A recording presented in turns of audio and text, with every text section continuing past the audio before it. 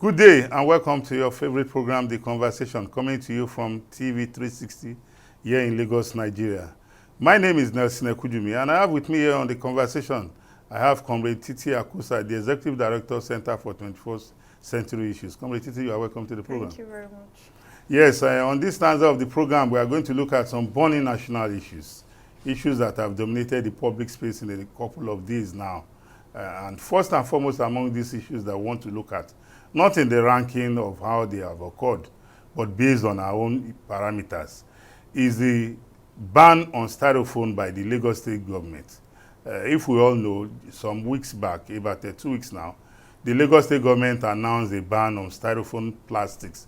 These are single-use plastics because of the environmental hazard that they portend for the environment as well as humanity. And that policy direction has started generating reactions among Nigerians, most especially Lagosians. Quite a number of Lagosians are on the same page with the government, as well as environmentalists in the country, of which Comrade Titilope Akosa is one. And the ban on styrofoam, if you ask me, I think the state government still needs to do a lot of engagement to educate the ordinary man on the street, because a lot of us on the streets have gone ahead to mistake these single-use plastics with the normal plastics for beverages, like we know, for water, for soft drinks and what have you, which is not the case. And sadly for me, I was with some market women somewhere in Agege of Lagos, and they told me that some people have started enforcing the ban. And when it was brought to my notice, I quickly put a call to the Director of Public Affairs of the Ministry of Environment. And he gave me the go-ahead to inform those people that, look, the government has not started the enforcement of the ban yet, that there's still a window. And even as we speak, the window is still on. But knowing our society that people want to take advantage of the innocent, of the gullible, some persons have started confiscating and extorting Lagosians. So this ban on styrofoam, yes, I've been privileged to be educated and informed by environmental experts as well. You recollect, in our last episode of this program, we had a discussion on the ban on styrofoam, and we agreed that it was necessary, but we felt the businesses in that industry, how will they survive? What happens to people who will be thrown out of jobs? But like we always know, like we have always admitted, life has no duplicate. So you can't say because you want to earn a living, then you should commit suicide. No government, no society must condone that. You have to earn a living to stay alive, and not to earn a living, to pass to the great beyond. So if you ask me, this ban on styrofoam plastics, Comrade Titi, is a step in the right direction. But I want to believe that there's still room for more constructive engagement between the government and the citizenry. That's my take, if you ask me. Well, I think I agree with you on that, because engagement with citizens is an ongoing thing. And in the world that we live in, change is almost always inevitable. Of course, whether that change is happening in a fair or on an unfair way, it's a different thing entirely. But whether we like it or not, whether fair or unfair, change will definitely happen. But it is how we handle that change that matters now as citizens and as government. And I think that, just like you said, yes, we need more conversation on this matter. We need more public engagement on this matter, and we need more public education, particularly on this matter. And let me tell you, and it's not just a one-time of education, it's a continuous one. So government needs to do more about that also, and also empower those, a lot of environmentalists amongst us, to support the government to do more in terms of engaging the citizenry, because right now government can't do it alone, and people are already seeing government in bad light. And the reason is just because we are in hard times now. A lot of things are happening. There is the free fall of the naira. People are getting deeper and deeper into poverty. We are looking at fossil fuel face down. You see, And then people are talking about just transition. Everything is revolving around the environment. So the ban on styrofoam is also about this just transition we're talking about. So government must see how they want to support citizens to transit from their old profession of using styrofoam to another profession that is cleaner and better for the environment. So we need, people need that support from government. And government must show what kind of support they are able and willing to give to citizens to transit. Because this is part of just transition. Because when we are talking about just transition, we are talking about transiting from our old business as usual way, littering the environment, making the environment inhabitable for people, and it is affecting our health. And yes, but we don't want our own activities to injure the environment, you understand? And at the same time, we want to live in a clean environment while we are doing our business and earning our livelihood. So there are so many issues involved, and we have to take them one by one and step by step so that at the end of the day, our citizens will be happy. Because at the end of the day, it's really all about humanity. If you really look at styrofoam, the kind of harm it does to the people, but at the same time, the policy also must do good and it must not do harm to the people. So these are two issues that government really needs to start looking at to ensure that things even themselves out. If you ask me, I think there's this need for government to take up this matter even with the federal government and ensure so that when this ban takes effect in Lagos, states like Ogun, Oyo, Ondo, you know, all the states of, because we are talking about the Nigerian environment. I was privileged to go through a training on it, and when I saw the harmful effect of styrofoam on even on aquatic nature itself. If we are not careful in time to come, there will be no more, our aquatic life will almost be gone. And we know the essence of the aquatic environment to the larger environment as a whole. We cannot survive without it.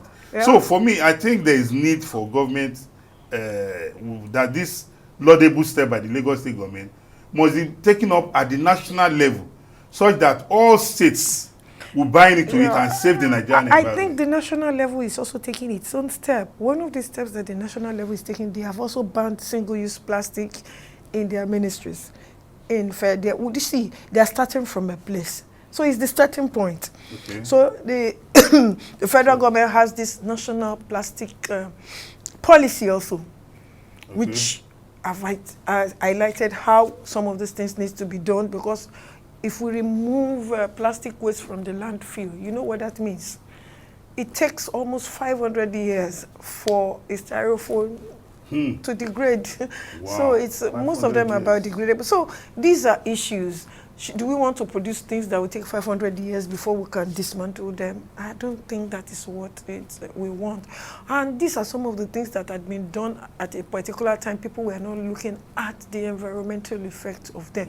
But now that the whole world is now being conscious about the environment and making sure that the next generation does not suffer from our own activities of polluting the environment. So we also need to ensure that even the present people need to live and earn their livelihoods.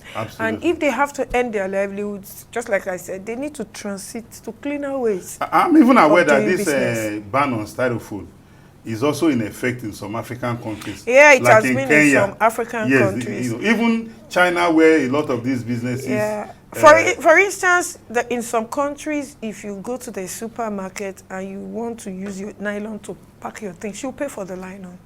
Here, if you go to City Mall here, you don't pay. They just pull one nylon and give to you. And I think we could start from there also. So if you want to go to the supermarket, you must find a bag. Bring your bag or basket to carry. Because you don't need, most of the time, if you don't buy that nylon, do you know what that means? It means there's a reduction in the use of it. These are some of the It may look small, yes, but yes. if all of us do that, do you know what that means? Discourage. But at the same time, we must also remember that there are some people who are producing this nylon. And it is their livelihood. Yes. So how do we begin to train them that don't use this, don't produce this, produce this. We need better alternatives. Yes. And if they know that, okay, if there are no better alternatives or they cannot go into such a business, they can be trained in another skills. The most important thing is for your livelihood to continue, so that you don't fall out of the whole the society because you cannot afford, you don't have money, you are not okay. Skills. Yeah, so if we need new green skills, and that's where the issue of green skills come in, government must really be on top of these new green skills, because these green skills, they are not automatic. They are things some of us need to learn. And how do you learn it? The only way you learn it is to understand the impact of whatever you do on your environment. Whatever you do in terms of earning your livelihood should not do harm to the environment. It's one important thing we must understand. As much as we want to make money, we must also remember that the environment matters. If we support the environment will also support us. Yes, absolutely. I can't agree less with you, because I'm aware that even though you were in COP28 in Dubai, that the Lagos State government was also fully represented, as well as the government of the Federal Republic of Nigeria. And I'm having this suspicion that this latest ban on styrofoam might not be divorced from some of the decisions taken at COP28 that you people in the civil society have taken it upon yourselves to be the watchdog, to ensure that government and institutions keep to those agreements that were signed, to those decisions that were reached at COP28. Either directly or indirectly, you are right. But what is most important is that the decisions at the COP, most of them are top-line decisions that is at the local level, that you break it down, the nitty-gritty of it. For instance, when there was a declaration on just transition, and just like I told you, ban on styrofoam is part of just transition. You ban what is it's a business thing, you ban it, then there must be an alternative. Absolutely. So some of the things we have been talking about just transition is that you just can't transit without letting people know what is happening, without telling people, getting their buy-in. Yeah, and also getting an alternative to whatever bad thing that you are doing. The government must also be ready to assist them. Yeah, to support people. Yes. And then there must be a lot of investment in businesses. The support is also part of the investment. In businesses that prioritizes the environment. So how are we looking at investment in them? So is government investing? The private sector also must invest. And that's why today in Nigeria we have what we call our low emission development strategy, which we launched in COP. So if you look at those documents, you will see some of the pathways that Nigeria needs to tow for them to get to a low carbon, and some of these things are also part of it. So that's why Nigeria already have what I call plastic waste policy. So there are so many things in that document, and let me tell you, if the private sector look at it, there are opportunities for investment. Government also has opportunities for investment. Foreign direct investment also, those who want to bring in their investment from abroad into Nigeria, they can look into it and pull out where they think they can direct their investment into. So these are there are opportunities. As much as there are opportunities, there are some other not too good what I say, unpalatable experience about those who are being left behind. So we must really find a way to balance all these things. Comrade Akosa, thank you very much for your submission on the conversation. Well, our take on this ban on styrofoam plastics in Lagos State is that we are clamoring for it to be extended to the 36 states of the Federation, that we are in tune with it. That is a commendable move to safeguard our environment. Because if our environment is not there, our existence is also Let me say something about these other states. We need to be also very careful about this, because there are different levels of decision making.